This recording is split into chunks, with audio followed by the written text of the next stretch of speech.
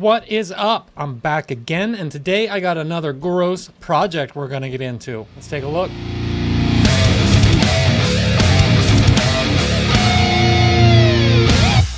Alright guys, welcome back to the hang space, and sitting on my dog grooming table that's now my workbench is my Jackson RRX7.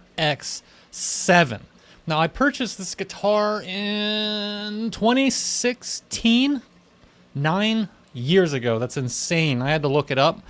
This guitar was my workhorse for a long time. This was my main guitar in the band that I played in Exciser. It was featured in some of those recordings. It's also the main guitar I used to write and record my solo project, Dimensional Collapse. But as you can see, it's kind of neglected. It's been hanging on my wall for a long time. I think I restrung it once a while ago, and since then it's kind of just hung there. So we're going to dive into this guy, and this is actually, of all my guitars that I have, I believe, but aside from the one I featured in this video, it would be the one that I modified the most. I've already done quite a bit of work to this guitar. I'm going to go through everything I did. I also have another little project we're going to get into, something I've wanted to do for a while on this. I don't know if it's going to work, but we're going to give it a try. So all right, let's break into this. But first, check this out. Hello there. You know, analytic data says that the majority of you aren't subscribed to this channel. The best way to support the things I do here are by hitting that like button, that subscribe button, and just checking out all the other videos that I make. If you like more of this stuff and you want to support even further, go ahead and check out the description of this video, and there's a link where you can help support everything I do here so I can keep growing it and give you more cool content like this in the future. All right, back to it. Oh, Gary. This guitar came out at a time when there was, I hate to say, a lack of cool 7-string shapes, but I would say there were much less cool 7-string shapes at the time. So much so that I was actually looking into buying my own body and neck and building my own 7-string Rhoads. That's when I happened to be on Sweetwater the one day. Not affiliated, but love them. The only company I really use and order from. It's your choice. Yes, and it's the choice of a new generation. This guitar has a basswood body mated with a maple graphite reinforced neck, which is pretty cool. This thing's supposed to, you know, really keep your neck straight through a lot of different temperature changes, which is nice. Features a rosewood fretboard with 24 jumbo frets. It does have the Floyd Rose Special, which maybe I'll get around to changing one of these days. I just really haven't had the money. It works for me. I know it's not the best, but it's been fine. I really haven't had any issue with that. From stock, this guitar came with 2 Duncan design pickups. I don't really remember what ones they were. I don't really care. They did not live in this guitar very long. We'll get into the mods soon. And from the factory, interesting enough, when I purchased this guitar, they did not offer a case for it. What the hell are you talking about?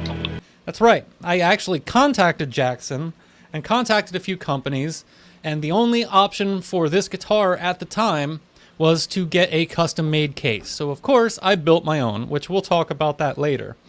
But aside from that, I think that's pretty much, I've pretty much covered the way this guitar came to me. Of course I can't leave anything alone. I had to get into it. If I remember correctly, the very first thing I did with this guitar was grab myself a set of Dave Davidson Imperium pickups, obviously the 7-string versions, and I always loved the look of his Warrior with the covered pickups in them, so I had to have the covereds. Now that was a process in itself because, of course, with non-covered pickups, these pickups didn't fit. So I went ahead and got in there, routed out the pickup cavities to be able to accommodate the larger covered pickups. I think they look great, they work great, they sound great. Of course, I went ahead and changed out all of the electronics, copper shielded everything. Now, some of the other mods that I made to this guitar were, with it being a Floyd Rose Special, the block was very small. And I will say that when I first got this guitar, and this has been my experience with basswood bodied guitars, I mean, if you have any opinions, feel free to share. But it sounded a little muddy. Maybe muddy is not the right word, but it was very warm, but not very defined. It kind of just got lost in the mix a little bit. So when I got this brass block with the brass claw and noiseless springs, it really, really brought this guitar to life. It added something to that warmth that the basswood already had and kind of just added a little sparkle on top of it. Now, I know there's a lot of people that say that they don't know whether they can tell a difference with the brass block. I would say it depends on the guitar, and this is one that it really needed it. And once it was in there, I mean, this thing just sounds absolutely killer. Some of the other mods I made, of course, the tuners that it came with were okay. They were just Jackson tuners, but I really dig the hip shot stuff, and I had to pick up a set of the hip shot locking tuners. Now, these guys are the open brass. I just think they look so cool. So you can see it's got the little brass knobs in there behind the locks. I mean, these things were great. Of course, I play heavy metal, so we had to get the little pentagram up here on the truss rod cover plate. And the other big mod that I did to this guitar was I actually did satin the neck. So if you can see here, I went ahead and taped off around the heel, and I brought it down a little farther than most people. Some people kind of ended in this area. I brought it all the way down just about to the bottom of the heel, finished off at the top of the neck. Luckily, I have access to lots of automotive and paint finishing for my other work that I do. So I believe I just used really maybe 1,000 grit, 1,500 grit. I don't really remember. Sorry about that. But basically taped it up. I just wet sanded it down a little bit until I took that shininess off until I couldn't see any more of the shine. And that was it. And man, did that, it really helped. I mean, this neck was a little sticky, and now that it's smoothed out, I mean, it's just killer. It feels so good to play. I do love playing this guitar. I'm sad that I haven't been playing it for a while, but we're going to go ahead and get into this thing. Right now, we're going to do a little time lapse. I'm going to rip it down, and I'll be back with you shortly.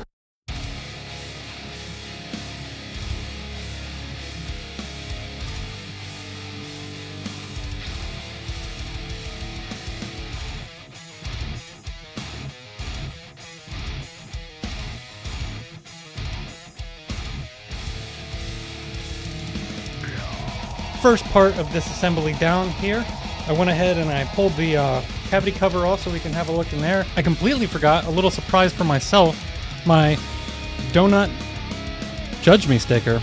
I have no idea where that came from. I don't even remember putting that there, but it's kind of cool. Sometimes you dig into stuff and you surprise yourself. So yeah, everything's copper shielded. We got the plates shielded, the whole cavity shielded. We are looking at all those new pots in there, wired. Like I said, I try to tie up everything kind of nice. I always change out these capacitors. Orange cap from all parts. Works great. And the Floyd trem area here, like I said, I have the brass block, my Fulci zombie sticker, one of my favorite movies. I keep the trem covers off. I just always have. That way you don't have to mess with them. If you got to make quick adjustments, it's right there ready to go. Maybe one of these days I'll make like a nice little rubber thing to go on here just to make it look nicer, but whatever, it's fine for now. The one thing I will say is I probably should go ahead and order some more of these noiseless springs. Now the springs, the block, the claw, I used Futone, F-U-Tone. I don't know whether it's Futone, F-U-Tone, whatever. You know what I'm talking about. I use their products. They're great. I think I would probably put some more springs on. 3's not quite enough for the 7-string. I should probably maybe go with 4. So eventually I will probably go ahead and order up some more of those and take care of that. Like I said, it's pretty gross. It looks like I spilled a beer or something on it. I can see all kinds of stuff on the pickups, on the body. I think my next step right now is to go ahead and get this body polished up a little bit, just kind of cleaned up. Then I'm going to go ahead and focus on the neck for the next step.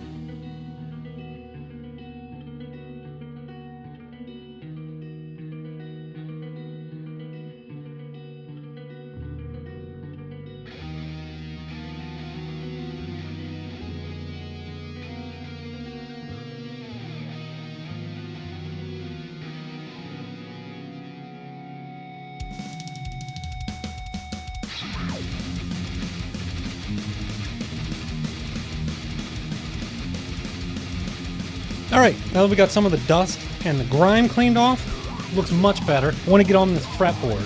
So, right now, I'm going to get into this project that I got in mind for this thing. So let me clear this table off and then we'll get started on that. Well, we're waiting. Now this guitar comes with, I think, what they call a dark rosewood fretboard. It kind of just looks like a rosewood fretboard to me. So one of the things I always kind of wanted to try was some dye on this bad boy. So I went to Walmart and I picked up this real cheap Rit Black. It's mostly for other things, but I did look online. It said it can be used on wood. I don't know whether this is going to work. I honestly don't have high hopes. I'm kind of just doing it to do it and try it since the guitar's already apart. I already did do a test. Some stains I know can stain your bindings and stain your inlays. This does not seem like it's going to do that. I am at least going to take some masking tape and mask off my binding the best I can. Inlays I'm not worried about. If they get dark, they get dark. Meh, whatever. I could always polish them back off a little bit later. But for now, we're just going to go ahead and get this thing taped up. I'm going to give it a shot and see what it looks like. So we'll take a look in a bit. Alright, so I did go ahead and get this whole thing masked off. I'm actually going to take some alcohol and try to treat the fretboard a little bit to remove some of the oils, maybe dry it out a little. I do treat all my fretboards with lemon oil. So I'm hoping to minimize that a little bit so the dye can kind of really soak into the wood. So let's go ahead and get that done. Alright, the alcohol seemed to do the trick. It cleaned it up pretty good. I'm not seeing a lot of stuff. So we're just going to go ahead and send it. I don't know if people say that anymore.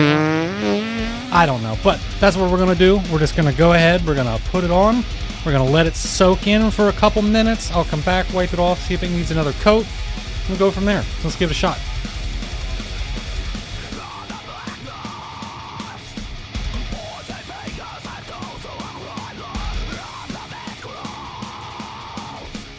A few moments later.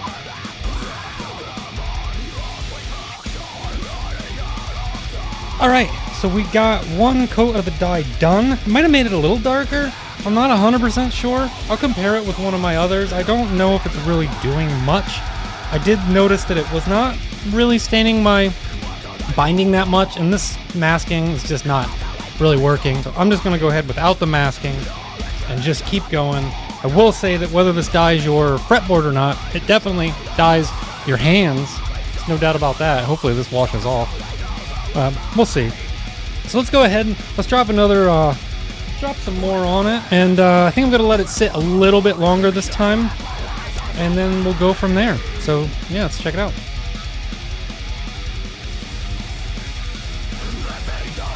$2,000 years later.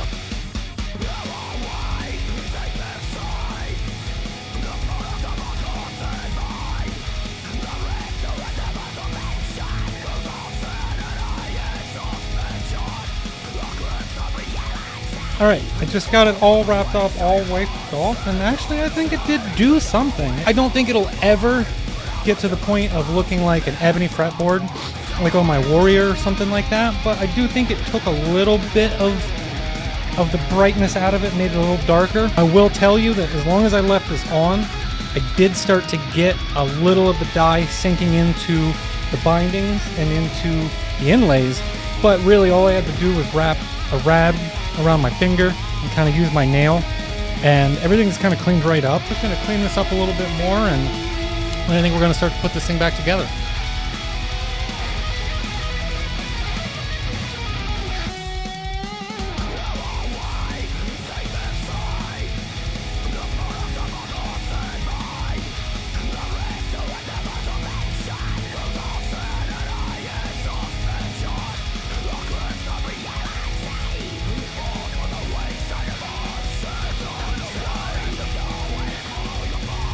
So this ugly coffin box that you have in front of you is the case I built. Now I'll post some pictures up of when this thing actually looked nice. That was before it was, you know, going to shows, getting loaded in, out. So it got really beat up and rough. I'll go ahead and open it up. And it doesn't have any straps on it, and I just never put them on. So yeah, basically what I did was I measured the guitar and how big the case needed to be. Once that was done, I set the guitar inside of it and I used cardboard to tightly go around all the edges of the guitar where I wanted the body to be supported. And once I did that, I just bought some spray foam and I filled the whole thing up with spray foam with that cardboard in place so it wouldn't, it would still fit the shape of the guitar. Once I did that, I think I just pulled everything out and just simply shaped the foam to the contour I want. I did have to put like a little extra neck pad in here to support the neck better. And I just opened this hollow part up for the headstock to live there. Got some cheap sort of blanket material for this and some foam for the top and a couple cheap latches, couple cheap hinges, and I had a case. I mean, it's not the prettiest thing to look at in the world. And I know that they do make cases for these now. They're readily available, so when I go ahead and get ready to start playing live with this guitar again, I'll probably just go ahead and buy one of the proper cases. But you know what? It served me well, and it did its job, so I can't really complain. One eternity later. And all right, guys, here we are. This Jackson 7-string Rhoads is all restrung, all cleaned. We got some fresh dye on the fretboard. So I think what I'm going to do now is meet you over at my computer desk, and we will get this thing tuned up, plugged in, and see how it sounds. So, see you in a bit.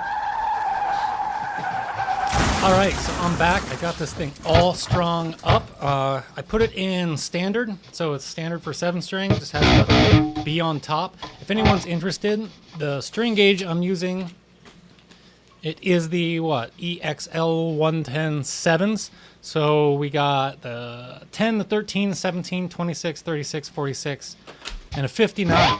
So yeah, on bridge position.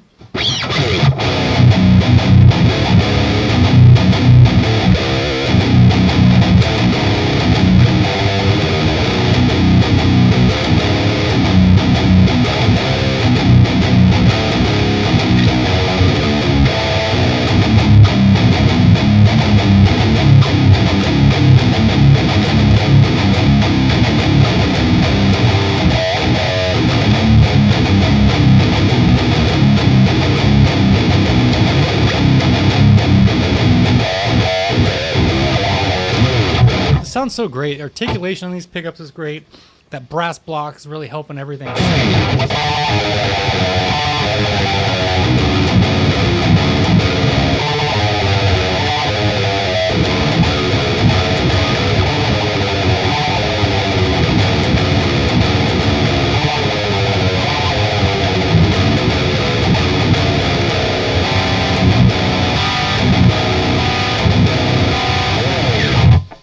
This sounds great. You know, one thing I am noticing from just dyeing this fretboard a little bit, my fingers are getting a little black. Hoping that goes away a little bit after I play it more. I have seen people have that issue with certain dyes. Maybe that's just going to be the way it is. I can live with it. There's worse things in the world. I'll switch over to the neck pickup just quick.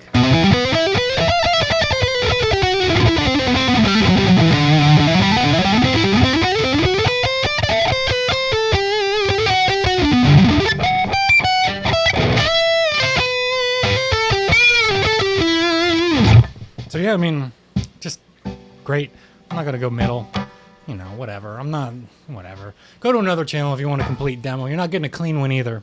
So yeah, this is my Jackson, and I do love this thing. I'm so happy it's fixed up. I can't wait to play it more. Hopefully you'll get a chance to see more of this guitar. I mean...